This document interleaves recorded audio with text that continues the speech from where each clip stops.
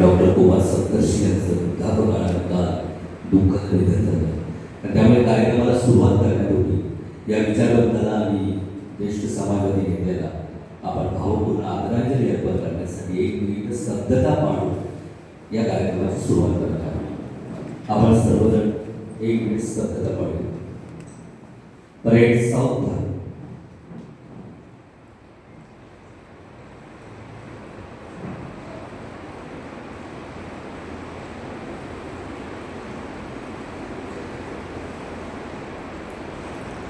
धन्यवाद.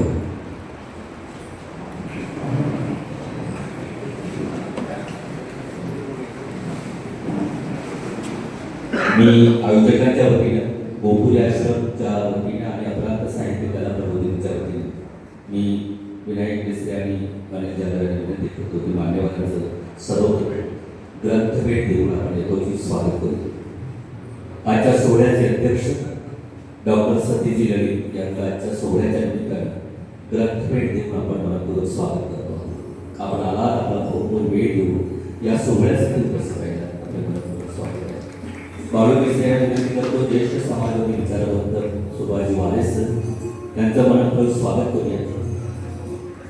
त्याचबरोबर कार्यक्रमाच्या निमित्तानं डॉक्टर शिवाजीराव अकोळकर, मोहनराव सावंत, आनंद विकास मंडळाचे मुंबईचे अध्यक्ष कुमार उपरकर, मी प्राध्यापक डॉक्टर सोमनाथकर यांना विनंती करतो आजचे सन्मान मूर्ती आणि प्राध्यापक राजेंद्र मुंबरकर आणि त्यांच्या सहचारी अर्पिता मुंबरकर मॅडम यांचं मनपूर्वक स्वागत करतो.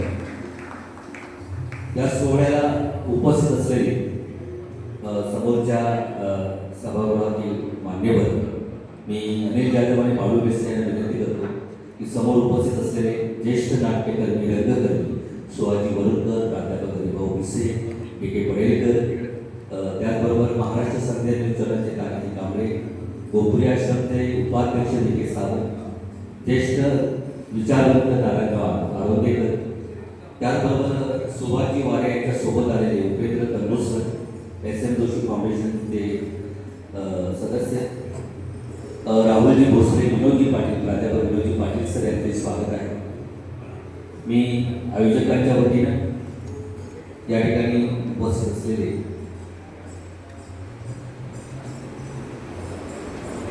पत्रकार राजेंद्र मुखर्जकर,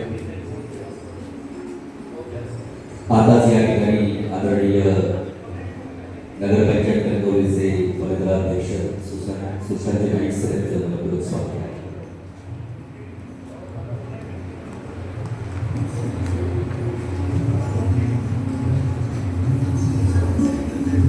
हरिहर वाटवे सर, खास खादी ग्रामोद्योगचे हरिहर वाटवे, त्याचबरोबर कुष्ठरोग निवारण समिती पनवेलचे विष्णुप्रभू देसाई यांचे मनपूर्वक स्वागत आहे. कवी आमचे दीपक तळवलेकर, त्याचबरोबर या ठिकाणी चौगुले सर आणि विविध संघटनांचे पदाधिकारी, दरबार प्रबोधिनीचे सर्व पदाधिकारी या सगळ्यांचं स्वागत करू. आणि आमचे मित्र, कवी मित्र प्राध्यापक मोहन कुमार इथे उपस्थित आहे. त्याचबरोबर वसंतराव आंबेडकर प्रतिष्ठानचे आदरणीय वामन पंडित सर, त्याचबरोबर वेगवेगळ्या सामाजिक संघटनांचे पदाधिकारी कवयित्री संध्या कांबळे यांचंही स्वागत आहे. धन्यवाद.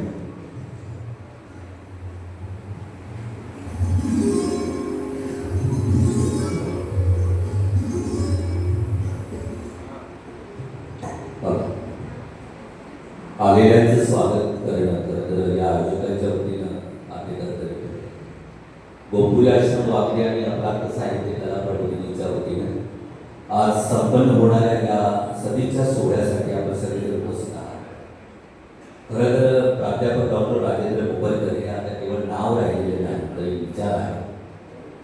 सरांनी ज्या ज्या संस्थांमध्ये सहभाग घेतला, सक्रिय योगदान दिलं, त्या सर्व संघटनांच्या पदाधिकाऱ्यांना सरांसारख्या एका विचारवंतांना, एका समाजवादी विचारसरणीतून आणि एकूणच सगळ्या परिवर्तनवादी चळवळीमध्ये सरांचा वावर आपण जवळून पाहिलेला असल्यामुळे सरांबद्दल बोलणं तर या मर्यादित वेळेमध्ये मला कठीण आहे. पण या सगळ्याच कार्यक्रमाला आपण सगळेजण बहुमोल वेळ देत आहात. आज खास SM जोशी सोशलिस्ट फाउंडेशनच्या वतीनं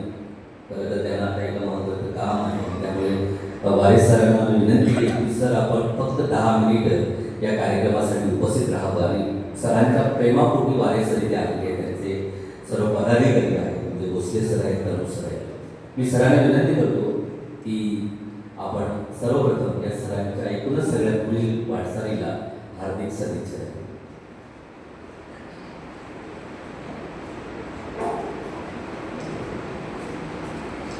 आजच्या या अतिशय कौटुंबिक आणि आपलेपणाचा सर्व कार्यक्रम आहे त्याचे अध्यक्ष, संधी अधिकारी, सामाजिक चळवळीचे कार्यकर्ते डॉक्टर सतीश ललित सर, ज्यांच्या सन्मानासाठी व ज्यांच्याबद्दलच्या आपल्या भावना व्यक्त करण्यासाठी आपण जमलोय असे ग्रामीण विकास विभागाचे प्रमुख आणि त्याच ग्रामीण विकास विभागाचं प्रात्यक्षिक गोकुळ आश्रमामध्ये सामाजिक कामाच्या स्वरूपामध्ये करत असणारे प्राध्यापक राजेंद्र मुंबरकर, डॉक्टर राजेंद्र मुंबरकर, केवळ त्यांच्या सहचारिणी म्हणून नव्हे तर स्वतंत्रपणे व्यसनमुक्तीच्या कामामध्ये आपला ठसा ज्यांनी उमटवला आहे अशा आमच्या सहकारी अर्पिताताई, या गागोदे आश्रम आणि त्याचबरोबर अपरांत साहित्य कला प्रबोधिनीनं हा कार्यक्रम आयोजित केला आहे.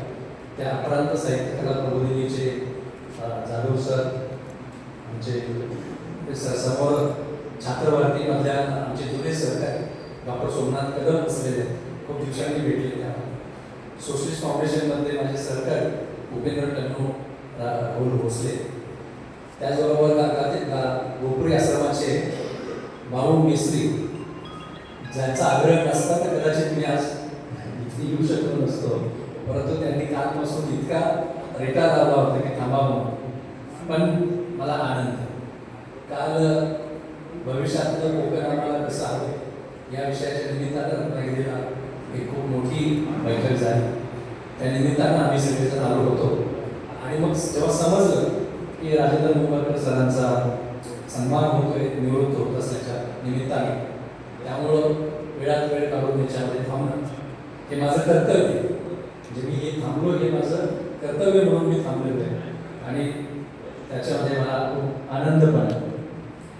सरांची फिल्म बघायची आपण सगळ्यांनी बघितली, ते त्यांनी किती कष्टामधून ते पुढे आलेले हे तर समोर आलेलेच आहे. त्याच्या आधी, त्या फिल्मच्या आधी आपण जी त्यांचं मुलाखत घेतलेली त्या मुलाखतीतून त्यांचे एक व्यक्तिचित्र समोर उभं राहिलेलं आहे.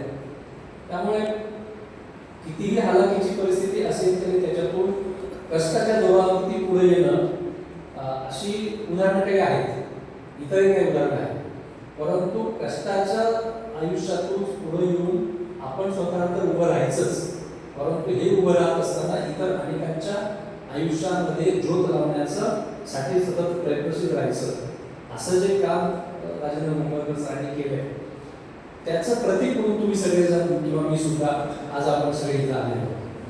त्यांनी कॉलेजमधली सेवा तर केलेलीच आहे 33 वर्षापेक्षा अधिक. त्याच्या आधी त्यांनी शांतिवनामध्ये काही काळ काम केलेले आणि आमचे शांतिवनाचे प्रबोधेसाई सर आवर्जून इथं आलेले आहेत त्याच्या निमित्तानं. ग्रामीण विकास विभागासारखा महत्त्वाचा विषय हाताळताना आणि विद्यार्थी आपल्या सोबत असताना NSSच्या कार्यक्रमामधून, या NSSच्या कार्यक्रमाची संकल्पना ही पुन्हा मुंबईकर सर त्या राष्ट्रसेवा दलाचं नाव अभिमानानं सांगतात. त्या राष्ट्रसेवा दलाला साने गुरुजींच्या मृत्यूनंतर जे श्रमदान पथकाचं काम दिलं होतं, त्या श्रमदान पथकामधून ही NSSची संकल्पना खऱ्या अर्थानं आली आहे आणि त्याच्यामुळे मुंबईकर सरांचा धागा दुहेरी आहे, ते राष्ट्रसेवा दलाचे पण आहे आणि NSSचे पण आहे. त्यामुळे त्या सगळ्या विभागामध्ये त्यांनी अतिशय सकस असं काम केलं. इथे समोर गांधी आणि आंबेडकर असे दोघांचे फोटो लावलेले आहेत आणि आपण सगळ्यांनी त्यांना अभिवादन केलं.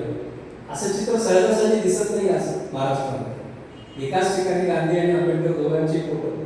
तर हे फोटो इथं आले याचं कारण असं आहे की आयुष्यभर गांधी आणि आंबेडकर विचारांचा समन्वय साधण्याचं काम मुंबईकर सरांनी केलं. त्यामुळे मुंबईकर सरांसारखी जी माणसं असतात ना, ती एकाच वेळेला समाजवादी असतात, एकाच वेळेला गांधीवादी असतात, एकाच वेळेला आंबेडकरवादी असतात आणि त्या सगळ्याचा अर्थ असा की गांधीवाद असेल, समाजवाद असेल किंवा आंबेडकरवाद असेल, याच्यातला समान धागा शोधून आपल्याला पुढे जाण्यासाठी नेमकं काय उपयोगी आहे, त्या पुढे जाण्यासाठी उपयोगी असलेला तो समान धागा शोधून तो विद्यार्थ्यांच्यापर्यंत पोहोचण्याचं काम ते करतायत. प्राध्यापक खरं म्हणजे फार सुदैवी असतात आणि असं सुदैवी असण्याची संधी मला असून सुद्धा मी मात्र माझी प्राध्यापकी 2 वर्षातच सोडून दिली. हे 2च वर्ष ते काम केलं, नंतर पूर्णवेळ कार्यकर्ता होतो. परंतु सरांसारख्यांनी मात्र या नोकरीमध्ये जी तरुण मुलं आपल्यासोबत येतात, उद्याचे भारतीय नागरिक आपल्यासोबत येतात, त्यांना घडवण्याचं काम ज्या निष्ठेनं आणि ज्या आपलेपणानं त्यांनी केलं ते त्यांचे विद्यार्थी त्यांना आयुष्यभर पुढच्या काळामध्ये भेटत राहतील की तुम्ही आमच्या आयुष्याला आकार दिला. अतिशय कृतार्थ आयुष्य जगलेच. म्हणजे अर्पिताताई तर आहेतच समोर बसलेल्या आणि त्या केवळ मी मगाशी म्हणालो सहचारी नाही आहेत, त्या स्वतः कार्यकर्त्या आहेत. त्या स्वतः गोकुळी आश्रमाच्या कामात लक्ष घालतात. व्यसनमुक्तीच्या कामातलं त्यांचं खूप मोठं योगदान आहे. त्यांची दोन्ही मुलं समोर बसलेली आहेत आणि ते खूप उच्च शिक्षित आहेत. दोन्ही मुलं सुनबाई पण उच्च शिक्षित आहेत आणि एक अतिशय परिपूर्ण असं जीवन, कौटुंबिक जीवन ते जगतायत. ते आता मुंबईला आहेत, त्याच्यामुळे कदाचित सरांना ताईंना एकटेपणाही जाणवत असेल. परंतु एकटेपणा असला तरी ना आयुष्यात बऱ्याच गोष्टी राहून गेलेल्या असतात. त्याच्यामुळे सरांनी निवृत्तीनंतर आधीच बरेच प्लॅन आखले. तुम्ही त्याच्यानंतर किती वेळ ओढून घेता हे खरं तुमचं कौशल्य आहे. म्हणजे केवळ कॉलेजचं सगळं संपलं म्हणजे आता सर तुमचे झाले असं सहज मानू नका. तुम्हाला त्यांचा वेळ खेचून घ्यावा लागेल. याचं कारण काल आम्ही जमलो होतो गोकुळी आश्रमामध्ये, त्यामुळे मी सहज सरांना विचारले की सर आता काय पुढे. तर सरांनी मला जे प्लॅन सांगितले ते मी चक्रावून गेलो. मी नाही सांगितलं त्यांचा शब्द होतो, परंतु म्हणजे एका बाजूला गोकुळी आश्रमाचं रचनात्मक काम तर आहेच. ग्रामीण विकास विभागाचं प्रमुख पद असल्यामुळं त्या गोकुळी आश्रमाच्या माध्यमातून त्याला आता मोठं स्वरूप द्यायचं आहे. परंतु सरांची आणि आमचे बाळू मिस्त्री मागे बसले, त्यांची इच्छा अशी की गोकुळी आश्रमालाच चळवळीचं केंद्र इथं बनवायचं. हा जो त्यांचा संकल्प आहे त्याला आपण सगळ्यांना शुभेच्छा देऊ. सर मी खूप प्रभावित झालो तुमचं काल ऐकून आणि त्यामुळे पुढच्या आयुष्यामध्ये गोकुळी आश्रम जे चळवळीचं केंद्र बनेल त्याच्यामध्ये बाळू तुमच्या सोबतीला मी असेल. जेव्हा कधी तुम्ही सांगाल तेव्हा तुमच्या सोबत मी असेल हे नक्की. सरांनी म्हणजे अनेक कामं केली. मला एक आठवण मुद्दाम सांगितली पाहिजे की जेव्हा पश्चिम घाट जैवविविधता अहवाल प्रकाशित होत नव्हता सरकारकडून आणि सरकार तो अहवाल लपवत होतं, त्यावेळेला आम्हाला म्हणजे एस.एन. जोशी सोशलिस्ट फाउंडेशनला असं वाटलं की तो अहवाल काही सरकार प्रकाशित करत नाही तर आपण सिंधुदुर्ग जिल्ह्यामध्ये माधव गाडगीळांची काही व्याख्यानं आयोजित करून त्या अहवालातला सार लोकांच्या पुढे आणावा. आणि म्हणून मी सिंधुदुर्ग जिल्ह्यातल्या काही सहकार्याशी बोललो. त्यावेळेला मला मुंबईकर सरांनी जो रिस्पॉन्स दिला, जो प्रतिसाद दिला आणि मग त्यावेळेला कणकवलीमध्ये सुद्धा या ठिकाणी माधव गाडगीळ सरांचं ते व्याख्यान. आमचा हेतू फार स्पष्ट होता की सरकार अहवाल प्रकाशित होत नाही तर वेगळ्या मार्गानं गाडगीळ सरांचं म्हणणं सिंधुदुर्गवासियांच्या समोर आणावं आणि त्याच्यामध्ये सरांचं खूप मोठं योगदान होतं. सरांचं व्यक्तिमत्व तसं खूप शांत आहे आणि म्हणून मला अनेक वेळेला असं वाटतं की त्यांचा जसा समाजवादी चळवळीत सगळा त्यांचा वावर आहे, गांधीवादी चळवळीत वावर आहे, आंबेडकरी चळवळीत ते आहेतच. पण मला स्वतःला सर मात्र बुद्धाच्या मार्गावरचे प्रवास करतो. सर हे त्याचा अतिशय शांत जो स्वभाव आहे तो शांत आहे की आणखी काय आहे अर्पिताताई तर सांगतील तरी, परंतु आम्हाला जो अनुभव आहे तो शांत स्वभावातून एक मुद्दा मांडला तर आम्हाला अनुभव हाच आहे की ते बुद्धाच्या वाटेवरचे प्रवासी आहेत. एक अत्यंत समृद्ध आणि कृतार्थ अशी त्यांची सर्व्हिस झाली. आयुष्य जरी असं नाही म्हणणार, आयुष्य त्यांचं खूप बाकी आहे अजून आणि त्यांना खूप काही करायचं आहे, पण एक कृतार्थ अशी सर्व्हिस महाविद्यालयात झालेली आहे.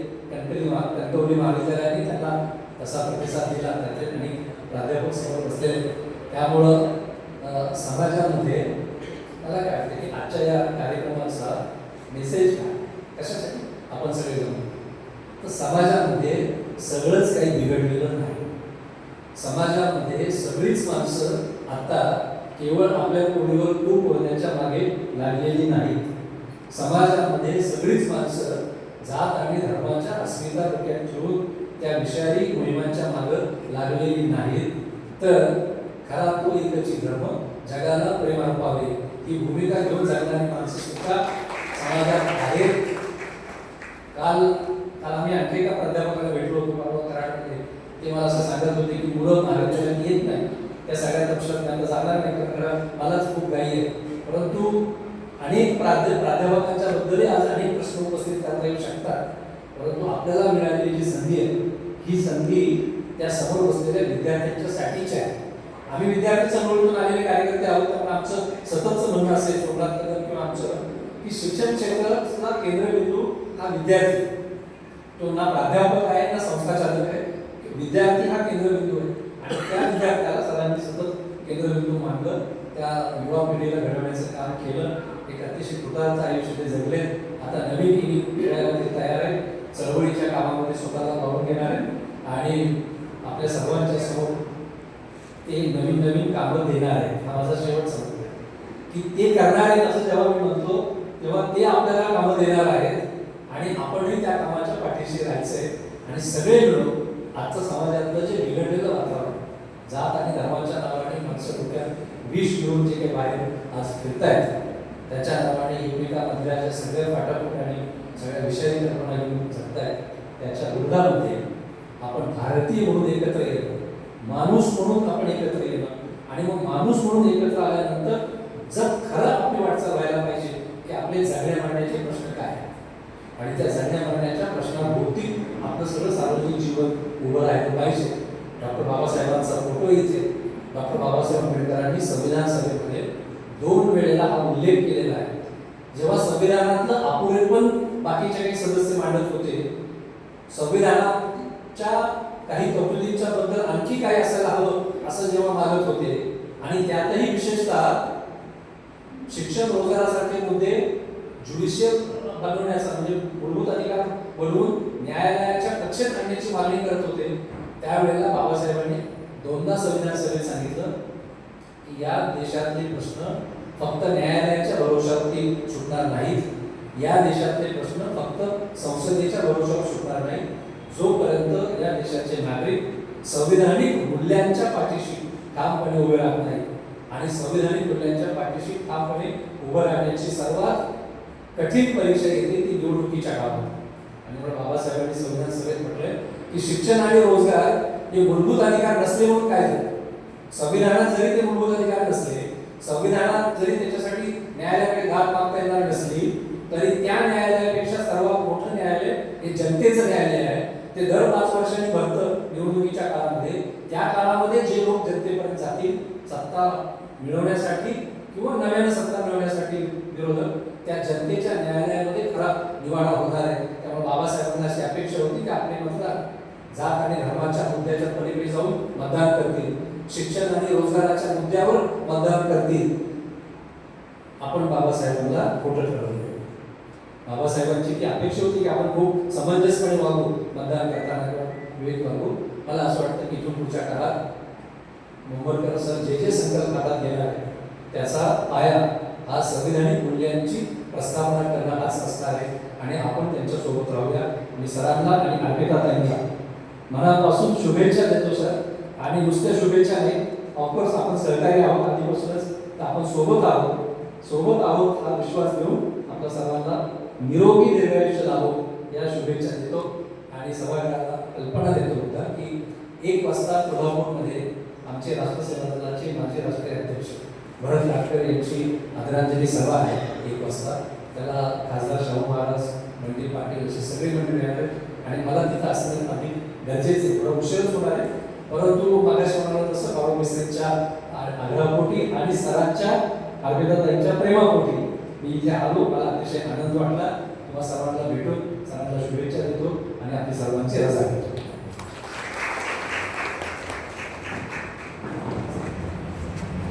धन्यवाद. आपण आपला वेळ सरळ सदिच्छा मार्गदर्शन केलं. याच दरम्यान कणकवली कॉलेजचे प्राचार्य